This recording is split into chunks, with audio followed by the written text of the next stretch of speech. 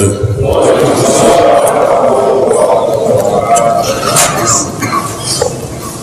Alhamdulillah,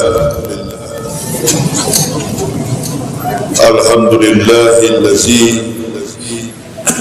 ja'alna minan nasihin. Asyhadu an la ilaha illallah wahdahu la syarika lah wa asyhadu anna Muhammadan abduhu wa rasuluhu bil haqq. Aulan Allahumma salli wa sallim ala imamil abrar wal muqarribin wa maulana Muhammadin wa ala alihi wa sahbihi wa sallim, amma ba'd. Faya ibadallah, ittaqullah haqqa tuqatih wa la tamutunna illa wa antum muslimun. Wa qala Allah ta'ala fil kitabil azizil karim, a'udzu billahi minasy syaithanir rajim, bismillahirrahmanirrahim. Wa minan nas man yaqulu amana billah wa bil yawmil akhir wa ma hum bimu'minin. Yukhadi'una Allah wal ladzina amanu wa ma yaqta'una illa anfusahum wa ma yashkurun. Faqala Nabi sallallahu alaihi wasallam, istatun yaduruna bisitati al-umara bil juhuri wal arafu bitasubi wa ahlu rustaqi bil jahli wa dahqinu bil kibri wa tujaru bil hiyanati wal ulama bil hasad. Ibu bapak, saudara-saudara rahimakumullah, pertama-tama marilah kita memanjatkan puja dan puji syukur atas segala nikmat dan limpah ruahan kasih sayang Allah yang telah diberikan kepada kita sekalian, sehingga sampai pada jam saat sore menjelang malam ini kita masih dalam keadaan sehat walafiat, bisa menunaikan apa yang menjadi wajib kita, afdalul a'malu as-salatu khams, salat maghrib berjamaah. Karena amal yang paling utama itu adalah salat 5 waktu. Mudah-mudahan ibadah salat yang telah kita lakukan senantiasa menjadi catatan amal bagi kita semua di akhirat, di yaumil akhir nanti. Amin, amin, Allah ya Rabbal alamin. Salawat dan taslim terhenti-hentinya kita aturkan kehariban Nabiullah baginda Rasulullah Muhammad sallallahu alaihi wasallam. Di sepanduk situ saya lihat ada kalimat hadis, man salaka tariqan ilal ilmi salakallahu bihi tariqan ilal jannati. Barang siapa menempuh jalan menuju ilmu, maka Allah Subhanahu wa taala akan membangunkan jalan baginya menuju surga. Mudah-mudahan niat Bapak Ibu, saudara-saudaraku dan saya semata-mata sementara diberi waktu untuk hidup menetap di kolong langit ini tidak lain dan tidak bukan adalah untuk meraih ilmu. Karena dengan ilmu inilah kita dimuliakan oleh alam semesta, kita dimuliakan oleh sesama kita, dan insya Allah dimuliakan oleh Allah di akhirat nanti. Amin. Saya satu hari ini dari tadi pagi sampai siang zuhur tadi dan sekarang belum istirahat. Begitu tiba dari Makassar, saya ceramah kuliah subuh di Masjid Raya Pulau Mas, Pulau Gadung. Kemudian zuhur di Cibubur, dan usai ba'da zuhur tadi jam 4 saya sudah menuju ke sini. Sudah biasa saya sejak masuk Islam 11 Oktober sampai 2006 ini, wallahu bi kulli syai'in alim, saya tidak pernah berhenti berdakwah. Ini habis dari sini sebentar subuh, nanti kuliah subuh di Kafling DKI, Masjid Al-Iman kuliah subuh keliling. Nanti dari masjid situ jam 11 saya sudah menuju ke bandara untuk berangkat lagi ke Makassar. Barangkali kalau ada 10 yang begini di Indonesia, saya sudah mau istirahat, tapi nggak ada, hanya saya sendiri yang begini. Kenapa mau-maunya begini? Ini kan lelah. Bahkan ada dokter yang pernah bilang, kalau boleh Ustaz istirahatlah. Saya bilang nanti sajalah dikubur. Ustaz itu nggak boleh istirahat, karena Ustaz itu adalah pembawa kebenaran. Tidak boleh manja, tidak boleh juga terlalu kalem, karena dunia sekarang keras. Jadi harus bermain kuda kayu. Tidak boleh lagi mengedepankan semata-mata etika, karena sudah tidak ada manusia yang dengar. Tadi kan sudah disampaikan tema yang saya berikan, menjawab tantangan Islam dalam lingkaran pusaran kafirin wal munafikin. Nah, kata kafirin wal munafikin ini tentu perlu ahli yang bicara. Kalau bukan ahli dua bidang, dua kata ini, jangan. Yang pengerti rahasia hukum adalah ahli hukum. Yang paham rahasia ekonomi adalah para ekonom. Yang paham rahasia tata negara adalah pejabat negara, bukan pejabat negara. Dan yang paling tahu soal munafik dan kafir adalah mantan munafik dan mantan kafir. Kira-kira begitu. Ini kan kajian yang sistematis, kontekstualis, historis, dan teologis. Mesti begitu. Kenapa?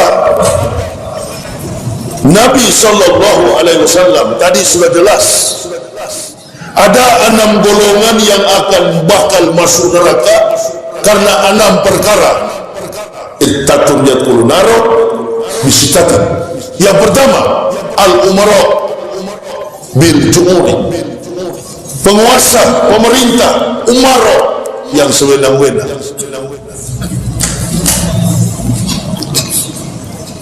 Saya ini orang Manado, lahir dan besar di Manado, sekolah di Manado, Manado asli,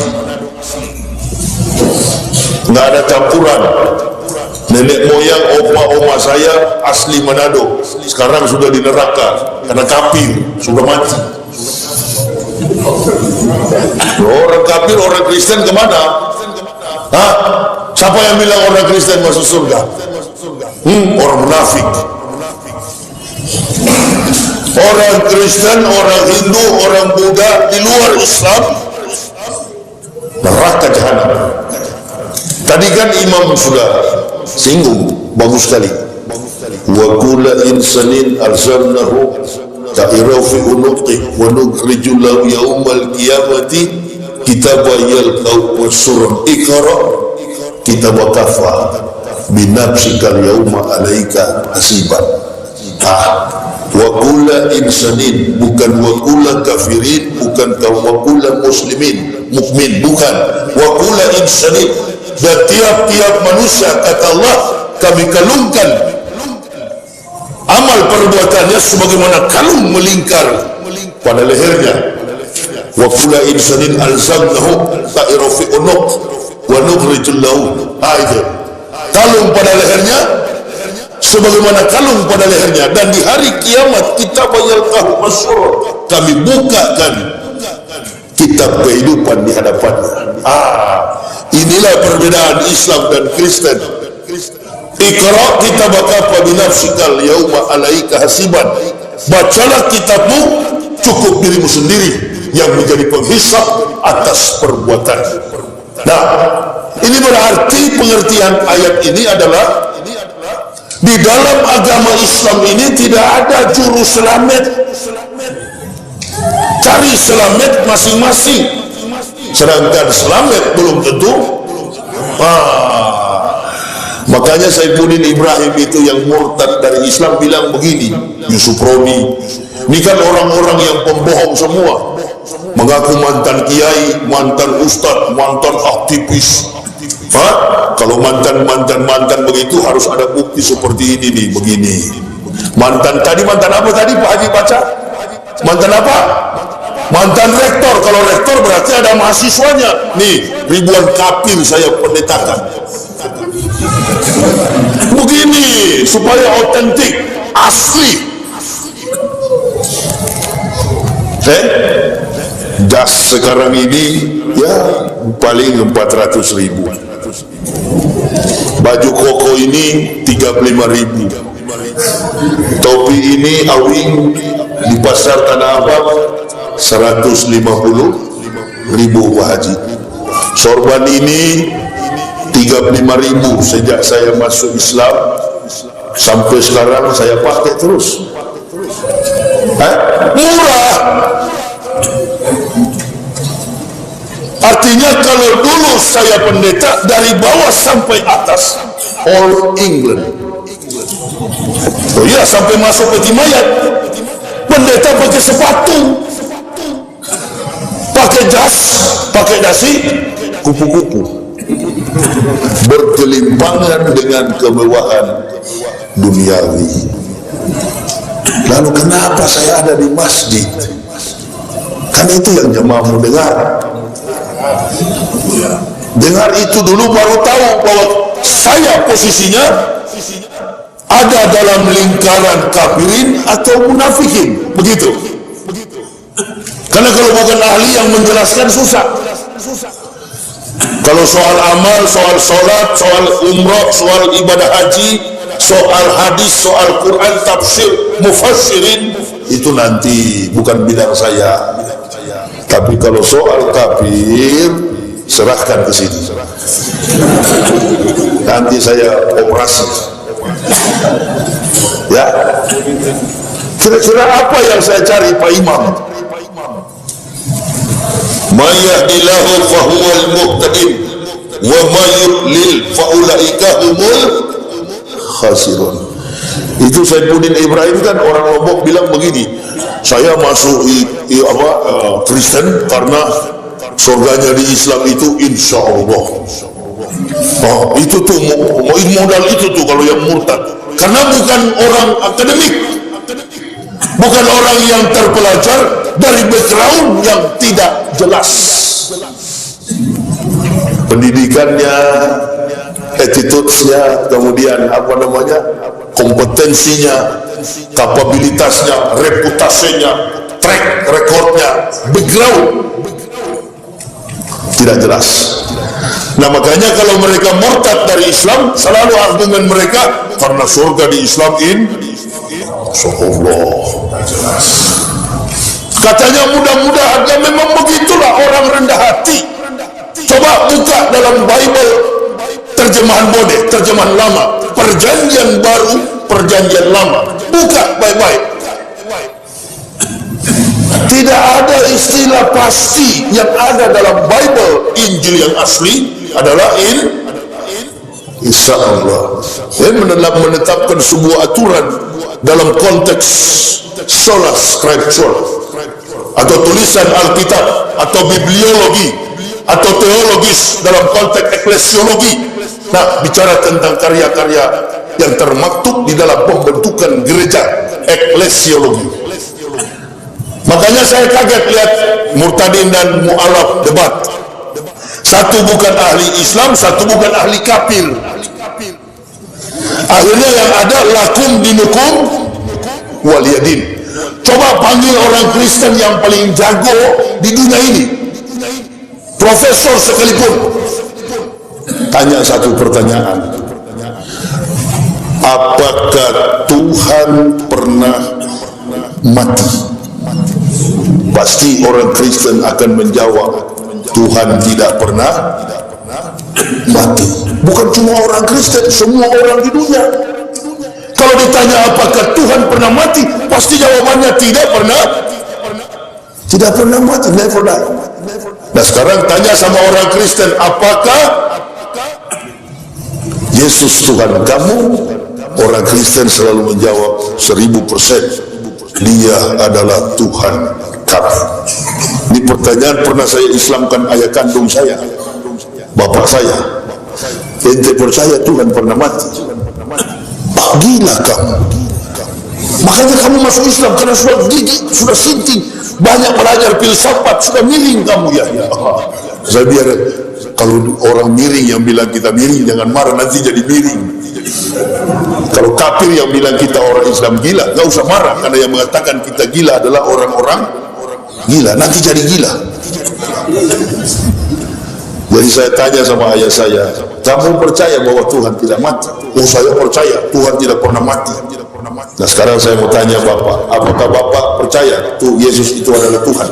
Saya percaya. Berapa persen? 1000%. Saya percaya Yesus adalah Tuhan saya. Ini ayah kandung saya, pensiunan Angkatan Darat, Reinhard Waloni. Nih, ini waktu saya baru pertama dilantik jadi pendeta, fotonya sudah saya usang, tapi tanda salib itu sorot baik-baik, masih ada. Karena difitnah saya bisa-bisa di internet, saya nggak pernah balas, karena yang memfitnah saya orang-orang pembohong, penipu, kafir. Untuk apa saya mau terpancing dengan orang-orang? Kata Al-Quran itu kan levelnya orang kafir itu binatang. Inna syarrul dawati indallahi allazina kafaru fahum la yu'minun. Sesungguhnya binatang makhluk yang paling buruk di sisi Allah adalah orang-orang kafir. Bukan babi, bukan anjing, bukan kuda, bukan monyet, bukan gorila. Binatang yang paling buruk di sisi Allah adalah orang kafir. Makanya kita jangan terlalu ada jilid 1, jilid 2, jilid 3. Kenapa? Ma'asyabah min musibatin illa bi'idnillah. Jadi karena izin Allah. Kenapa kumpul kita sampai 2-3 jilid di Monas? Karena ada binatang yang coba-coba membaca ada binatang yang mencoba membaca sedangkan sudah manusia begini, belum semua umat Islam wajib membaca Saya berdakwah, istri saya qori'ah. Wah ini pasangan suami istri, insya Allah keluarga sakinah mawaddah warahmah. Karena masuk Islam itu jangan cuma syahadat, belajar Islam. Bagaimana ente bisa lakukan amantu billahi wa bima qala Allah ta'ala, amantu bi rasuli wa bima qala rasulillahi sallallahu alaihi wasallam. Bagaimana mau melakukan perintah Islam kalau tidak tahu ilmunya? Lalu saya katakan sama ayah saya, Bapak percaya bahwa Yesus itu Tuhan? Saya percaya. Berapa persen? 1000%. Sekarang saya tanya, apakah Yesus pernah mati? Nah, di sini tuh, biar Profesor Kaliber dari dunia mana, suruh menghadap sini.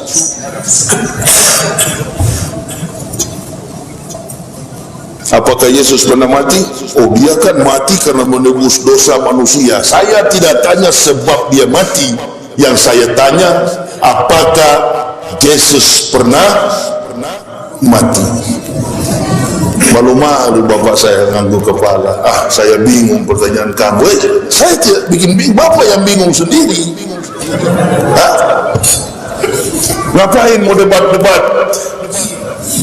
Debat katanya, saya mau lihat pendeta pun najis rasanya. Enggak lah. Tuh kemarin saya ceramah di Makassar, mantan mahasiswa saya jadi kaya dia, pakai mobil Mercy jadi pendeta di Makassar. Pakai Mercy. Padahal waktu kuliah indeks prestasi kumulatif IPK-nya 2,43, hampir tidak lulus.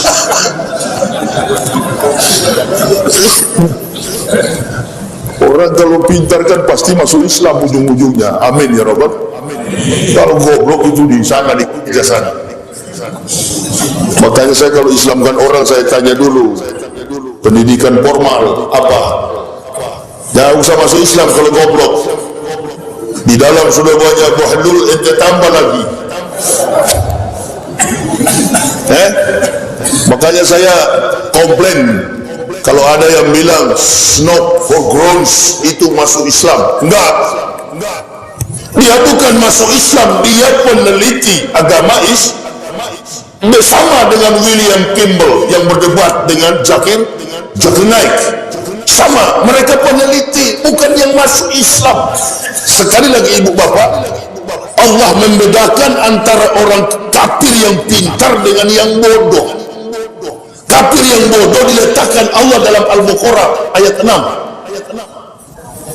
Innal ladzina kafaru sawa'un 'alaihim a'ansyartahum am lam tunzirhum la yu'minun. Sampai kapanpun tidak akan masuk Islam. Saya baca Al-Baqarah itu saya ingat betul bahwa orang Kristen yang fanatis pada agama Kristen, kebanyakan pendidikan formalnya di bawah garis rata-rata. Coba cari orang Kristen yang fanatis di gerejanya. Adakah profesor Kristen yang fanatis? Pernah nonton televisi kan? Ada nggak pernah lihat pendeta, profesor, doktor bicara tentang ketuhanan Yesus? Ada nggak? Yang bicara itu John Hartman yang rambut besar, tukang pukulnya preman, tukang pukulnya Elvis Presley. Sekarang sudah mati kena tumor. John Hartman, tahu kenal nggak John Hartman yang muncul di TV itu? Evangelis, pendeta. Oh, tidak sembarang orang jadi pendeta, kuliah 5 tahun dulu baru jadi pendeta. Tidak sembarang menjadi pendeta. Semua kita sudah pukul rata. Saya kemarin ceramah, orang bilang tadi subuh, Ustaz bilang Ustaz bekas pendeta. Iya, kenapa Ustaz bilang ada istrinya? Loh, kalau pendeta beristri, pastor tidak. Pendeta itu pemimpin Protestan, kalau pastor pemimpin Katolik. Satu spanduk di Pekanbaru, di Batam, saya batalkan. Saya bilang jangan tulis mantan pastor. Secara yuridis saya bisa dituntut karena saya bukan bekas pastor. Hapus itu, tulis mantan pendeta. Saya terdaftar sebagai pendeta GKI. Ya, di Indonesia Timur urutan. Nanti tanya-tanya lah, nggak mungkin kalau bukan urutan 1 jadi rektor. Ini kan masih hidup semua ini. Ada yang sudah berangkat ke neraka, ada yang masih hidup nanti ke neraka juga, insyaallah. Tapi kalau boleh masuk Islam lah, ya begitu. Amin. Ya, orang bilang oh mudah-mudahan yang masuk Islam. Ya, enggak jangan diamini Pak. Mudah-mudahan cepat mati begitu. Kalau yang kita doakan masuk Islam, minta kepada Allah hari Tanus Libyo. Pertama pintar, kedua doktor dari Amerika, dan ketiga sifatnya sudah dekat dengan akhlak orang. Masya Allah. Kalau yang satu ini miskin, nggak usah masuk Islam, orang miskin ini bodoh juga dia, intelijensinya di bawah, menengah ke bawah, nggak dibutuh dalam Islam. Makanya tuh satu tuh ular kepala 2 ikut-ikutan Cina yang masuk Islam, dan bukan ular kepala 2 itu angkat-angkat diri jadi ustadz. Siapa yang bilang ente ustadz? Ustadz ini nih yang lagi bicara ini benar-benar insya Allah ustadz. Enggak, karena di Madinah begini Bapak Ibu saudara-saudaraku, di Makkah Madinah orang ustadz doktor dulu. Kita di Indonesia baru 1 ayat dibaca Ustadz Maulana.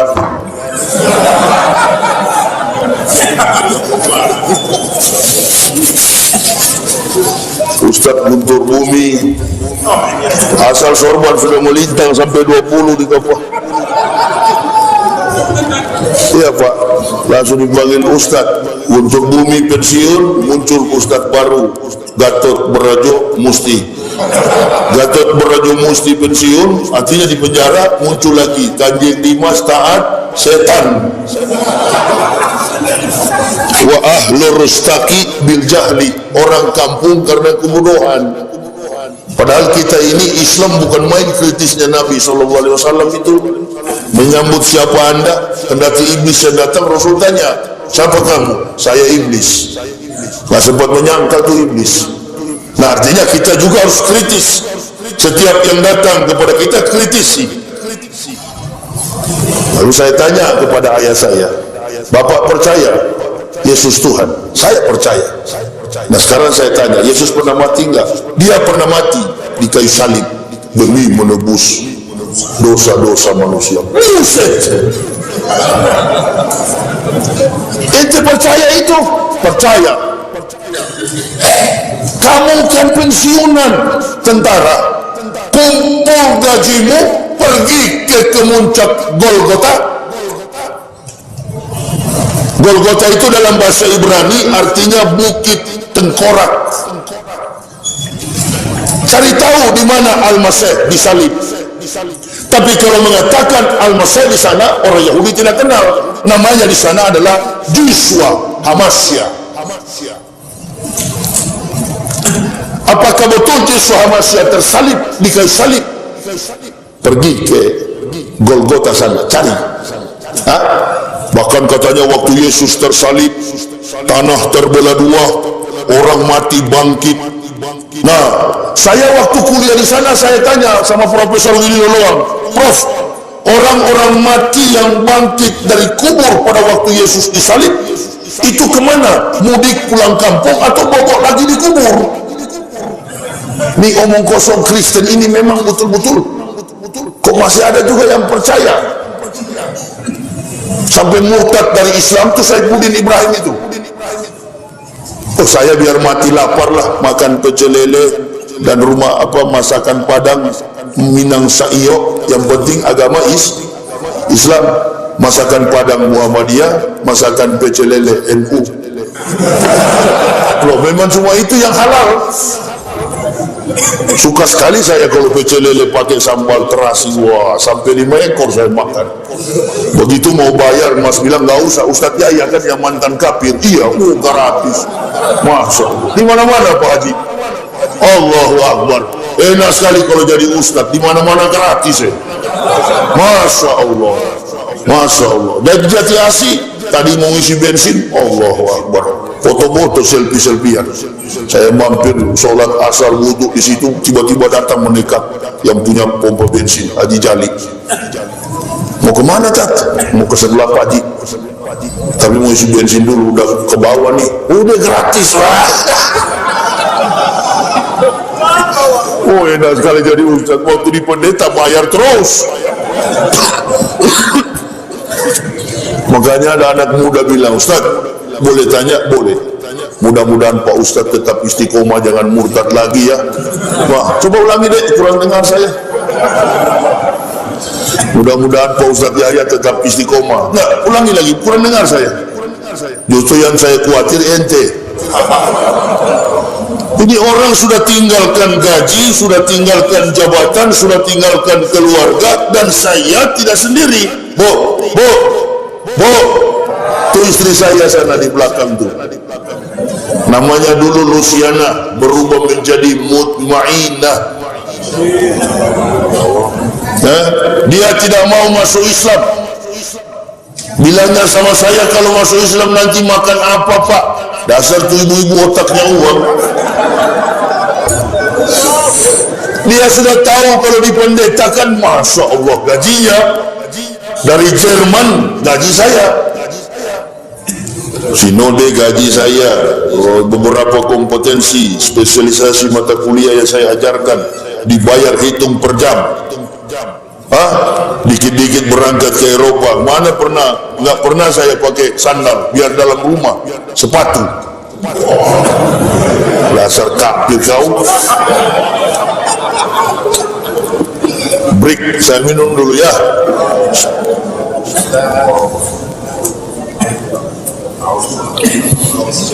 Jadi istri saya bilang, pikir-pikir dulu lah Pak kalau masuk Islam. Waktu itu saya anaknya 3, Nur Hidayah, Siti yang kedua Sarah Sylvia, dan yang ketiga Adoni Jakaria. Adoni ini bahasa Ibrani artinya tuan, Mister. Adoni, kalau Adonai itu artinya Tuhan. Saya kebetulan tahu, insya Allah aktif bahasa Ibrani, Alef, Bet, Gimel, Dalet, waw sayin ket tet yot kaf lam met mem nun samek ayin pesade kofresi sim tau. Makanya tuh Kiai Gondrong itu yang tukang jilat pantatnya pendeta-pendeta itu namanya, iya bukan kiai, setan itu. Kalau kiai dia harus taat kepada perintah dia. Masa undang-undang Ahok di tengah kita ini demo sampai panas-panasan, saya juga ikut demo 411. Sudah bawa samurai begini panjang, pikir saya berkelahi ini, tidak. Demo damai rupa-rupanya, padahal saya sudah suka-suka mau mati ini. Ngapain? Apa yang ibu bapak lihat Mercy kafir pakai Lamborghini? Allah ya karim. Saya kalau lihat orang itu, orang Islam pakai motor bebek, dia pergi ke masjid, saya keluar air mata menangis. Saya lihat kafir di mau pompa bensin di mana-mana pakai Lamborghini, rambut merah, ibu-ibunya, istrinya, anak-anaknya rambutnya kuning. Mau muntah saya, ya Allah. Muak saya Pak, nggak tahu kenapa. Memang Allah berhak membolak-balik hati manusia. Muak saya, kenapa nggak tahu. Ibarat remote kita ini sudah diatur, sudah disetting oleh sutradara. Kebetulan kan memang di Indonesia ini kan orang kalau bicara soal kafir, ya kalau Pak Ustadz yang di sini di masjid mana langsung berani to the point begini, karena beliau tidak pernah kafir. Tapi kalau saya yang rasa kafir bagaimana? Saya tidak tahu. Contoh begini, masuk gereja, kita kan sebelum masuk masjid ke sana dulu, bersuci dulu, berwudu, suci dulu, tangan dibasuh supaya ada bahasa halus yang Allah berikan. Tangan ini jangan suka nyolong.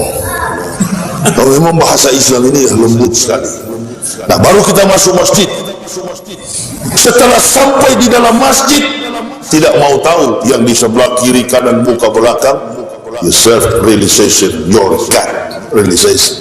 Kesadaran pribadi mencapai kepada kesadaran Tuhanmu masing-masing. Allahu Akbar. Mau pakai gaya begini atau mau pemanasan dulu? Loh, di Tangerang kemarin saya ceramah itu kan begitu, di samping saya kakek-kakek, opa-opa sudah tua sekali, imam sudah mau selesai baca ayat, dia masih pemanasan.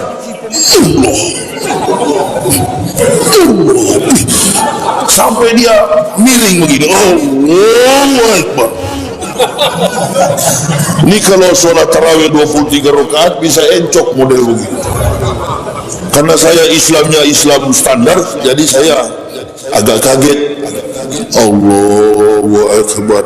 Nah, cuma satu kali seragam semua. Yang pakai jenggot ada di dalam masjid, yang setengah 1 senti seperti saya ada, yang bahkan yang tidak pakai jenggot juga kumpul semua. NU, Muhammadiyah, Wahabi, semua sama. Wahdah, kumpul satu jamaah. Ahlu sunnah wal jamaah. Tapi kalau di kafir sana tidak boleh. Protestan gerejanya sendiri, kebaktiannya sendiri, lagunya sendiri, ajarannya beda, kitabnya beda. Makanya kalau pendeta ketemu pastor di jalan begini, kalau kita ustadz kan salam. Assalamualaikum Ustadz, ya yang mau kemana? Nah, ini kata Ustadz Muhammad. Nah, makanya saya sudah bilang Isa paling bagus. Saya kalau sudah pegang mic begini seperti baik pegang Nur Pak Haji. Tidak mau berhenti saya. Nanti kita lanjut. Ba'da Isa. Kita baku hantam sampai jam 11.